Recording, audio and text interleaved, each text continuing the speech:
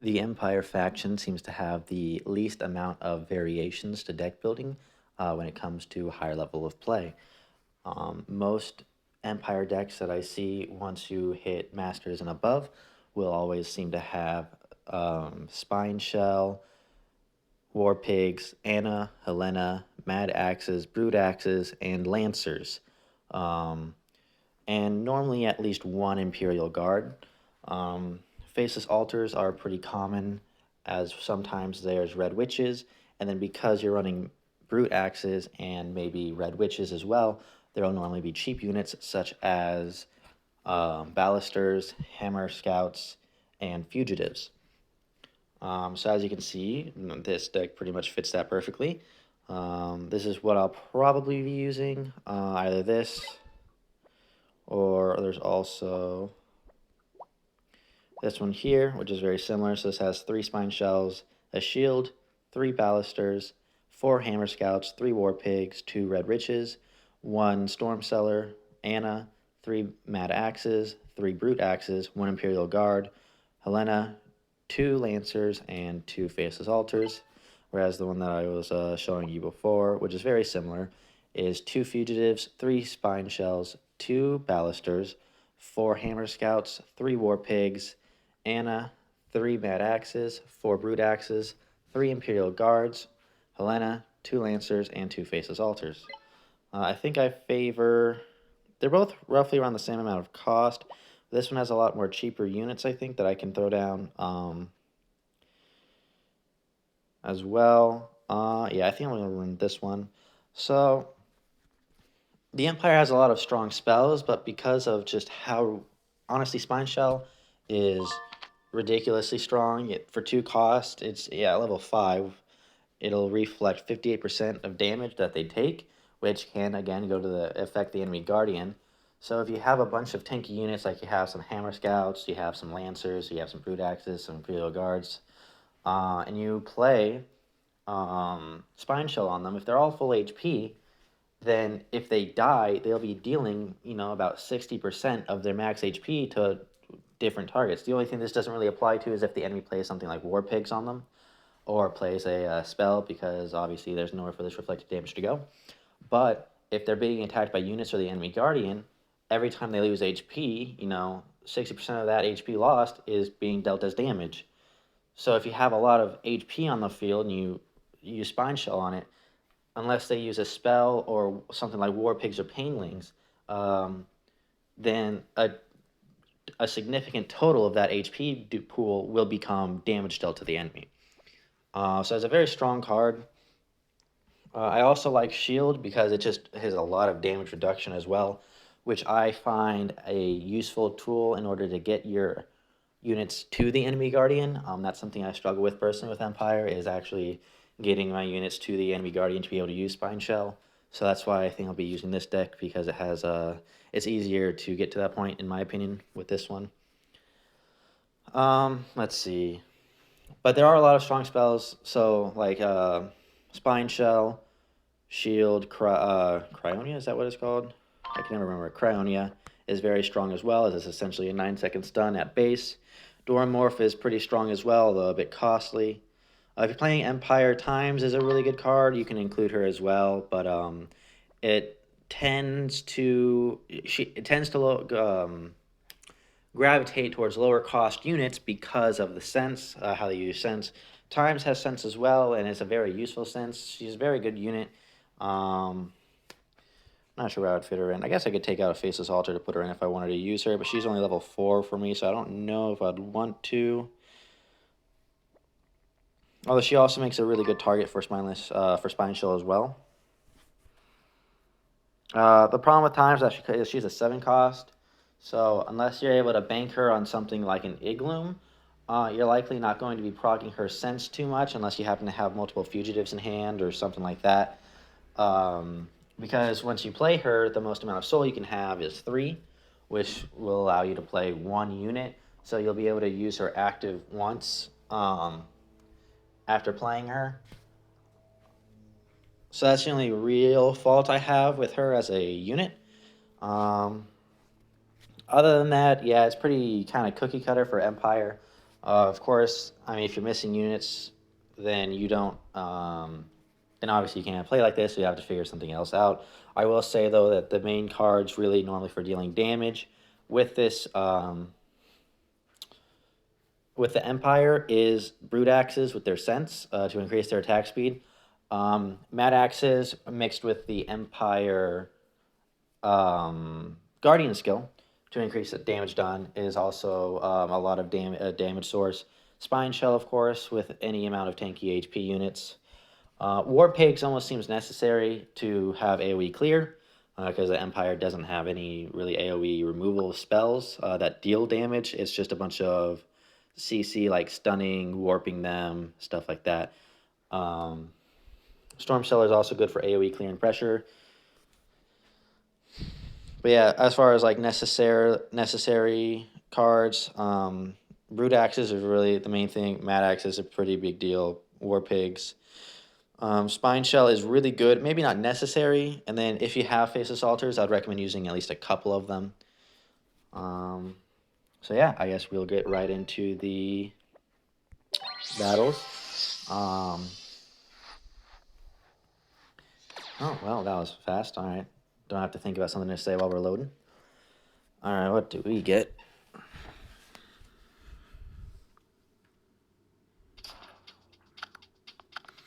All right. This is a pretty good hand. I think I want to switch out one of the hammer. Okay, War Pigs. I don't really have a good start, I think.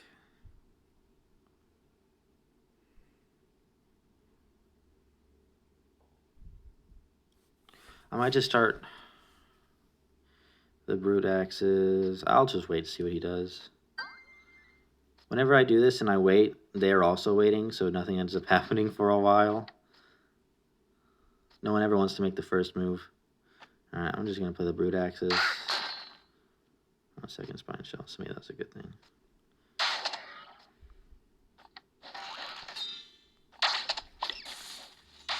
Three Spine Shells reward.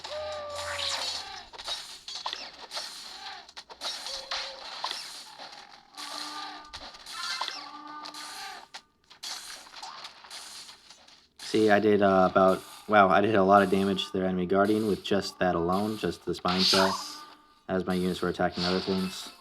And I killed all their units as well with just the Spine Shell.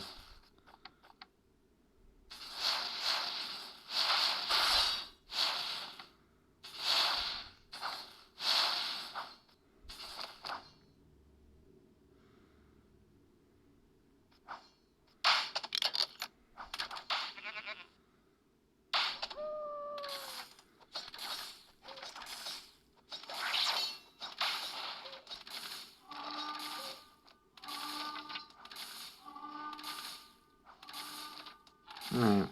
So yeah, I just wanted to start a little push. I used the Lancers to kill the Wormlings. And they're a fairly strong unit that I could build a push around. So I place this altar. I'll probably be able to end soon. Stenching the Faceless Altar is always a good idea. Especially if you can hit the Guardian while doing it. I'm going to wait till full, and then I'm going to play some Brute Axes. And play these War Pigs. I want her to be in range. Play more War Pigs. Nice.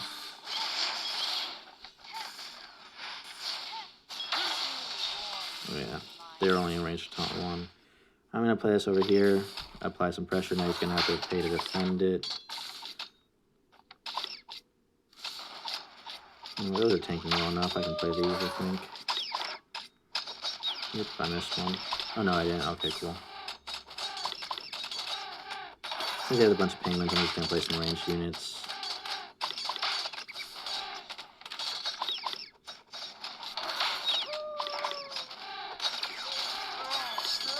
Once I start targeting Helena, I can Spine Shell her and they'll kill themselves.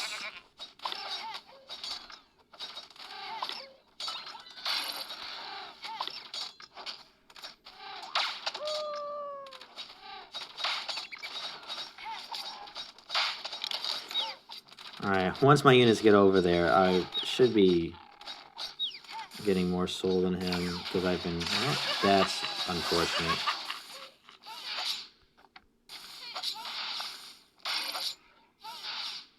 Oh, darn. Alright.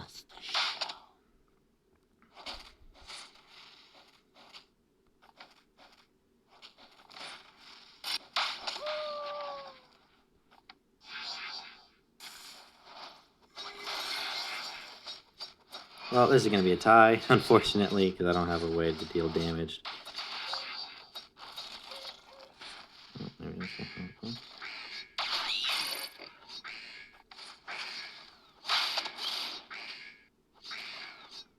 Yep, that's very frustrating.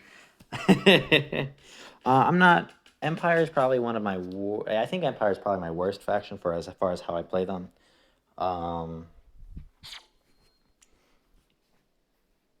I think I stated this in my analysis series that I kind of not a fan of the Empire playstyle. With most of the factions, you can kind of play how you want to. You have freedom to really change up how you play. But the Empire seems a little monotone in that sense. I don't think that's going to change anytime soon. So, Empire is definitely the faction I would recommend out of all the factions to. It was pretty good. To look up some higher ranking people and watch how they play, because once you get, like, I would say even to Diamond, there's not really two, like, you just have one or two ways to play Empire. So I'd recommend you focus on learning how to play that one way to play this faction well. It's Alien, so I don't know if I'll start with the basics off there. It's kind of risky, because, oh my lord. If they play Tournament Queen, it can be rough, but I have Spine Shell, so I can just... Oopsie.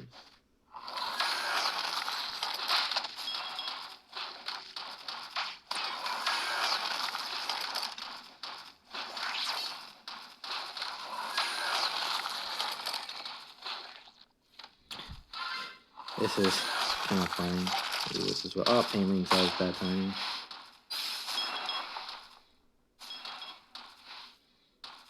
Well, these hands will do a bit of damage. That's not all bad. I don't really have to defend against these Terminites. It'll be one shot and then probably spawning. So I'll deal a little bit of damage to my Guardian.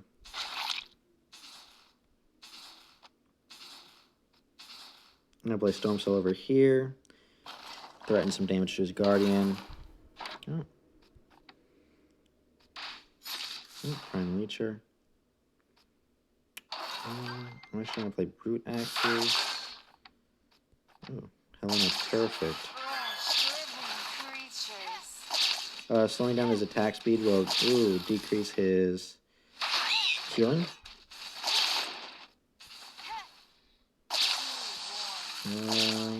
Yeah, that should kill it soon. Alright, so... Okay, so now he cannot Puppeteer again because he used the Broodworm, so he can't have any healing... Or any copies. I'm going to play Faceless Altar here.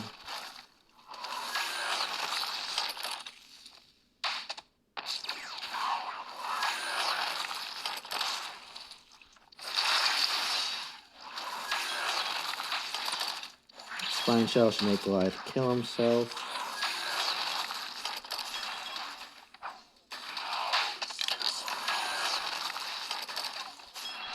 Now this is a big enough push to where I don't think he'll be able to do anything about it. Yeah, that's the end of the game. So as you can see, he played the Broodworm. I played Balisters to take a couple. And then I played the Hammer Scouts vertically so that they would each take only one of the exploding pods. I can't remember what they're called. So those were all Like I said, Broodworm is a fairly good structure card. But when I play Alien, I like to use Leecher Den, as I find it's very strong with Exhaust, and Exhaust is probably the best card in the game at the moment. Well, yeah. Rocketeers, Foodie, and who else? AP Strafing are all very strong cards at high level.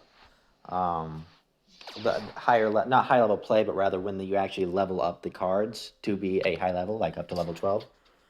They get a. I find that they're stronger at higher levels than other cards. I don't think I want to shield or war pigs to start. Okay. This is a fairly good starting hand if I'm playing reactively, although I would have liked Imperial Guards maybe.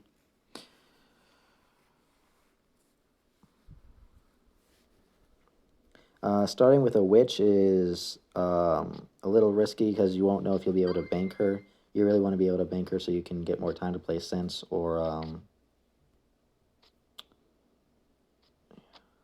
Lancers isn't a bad start either. And get units in front of her. Play some Hammer Scouts. And I'm going to play Lancers, and I'll probably Spine Shell all of them.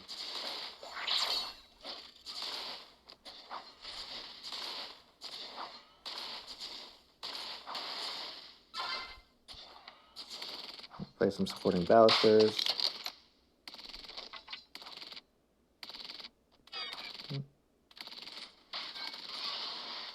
Alright, this will deal a significant amount of damage. If this doesn't win, well, yeah, it should win the game, actually. Alright, well, that was easy. Alright, so that's really that's how you play Empire. The goal is to get enemy units to the Guardian, and then if you have a significant amount of enemy or a significant amount of units on the enemy side of the field, if you Spine Shell them, unless they use spells or something like War Pigs or Pinlings to get rid of them, then if you Spine Shell, then all of their units will kill themselves, and you'll even be able to do a lot of damage to the Guardian if the Guardian is attacking them. The Spine Shell lasts a while, so it is likely that your units will die before Spine Shell wears off, so you will get the full value of Spine Shell pretty much every time you use it. Of course, they could just not play units to attack you, but then your units will just kill the Guardian. So that's why Spine Shell is such a strong card, and I would highly recommend you use it if you whenever you play Empire. Let's see. Lancers are a great card because they get rid of AoE, but they're also strong against single target, and they also have a lot of HP, so they also go well Spine Shell. Hammer Scouts are tanky, so they go to Spine Shell, but they also are cheap for sense. Brood Axes are the main source of like damage from units, because you keep playing cards, you get getting faster attacks, and then you use the Raise the Flag on them, and they have insane attack speed. So the insane attack speed mixed with the flat damage buff is a good combo. And then Mad Axes are all around just a good DPS unit. So those are like all cards you want to have in your Empire deck. Ballisters are a good, just cheap card, so they're good for sense and their range. And they're kind of like Marines, they're just all around a good unit. So even though they don't really have much to add to that specific theme of deck, they're still just a good card that's cheap, so it's good for sense, and they're just a good card. So this is going to temporarily end my deck building and tactics series. My ideas for what's coming up in the future is I plan to make a video regarding the patch notes that just came out for the patch that will happen at the end of the season, coming in 7 days from now. And then after that, I want to make a series where I will make a brand new account, and then I'll make videos. It'll be just me explaining the deck I'm going to use. I'll play 5 games with the deck that I use, and that's just going to be it. It's just going to be me slowly climbing every day with my new free-to-play account. So that way it's closer to what you guys see, what you guys encounter, and what you guys have when you play. Because obviously I have every card, and they're all somewhat high level comparatively. I'm very low level when it comes to the Masters area of where I am, around the 1400 trophy range for each faction. Most people I come across are normally like level 11 Guardians with level 10 cards.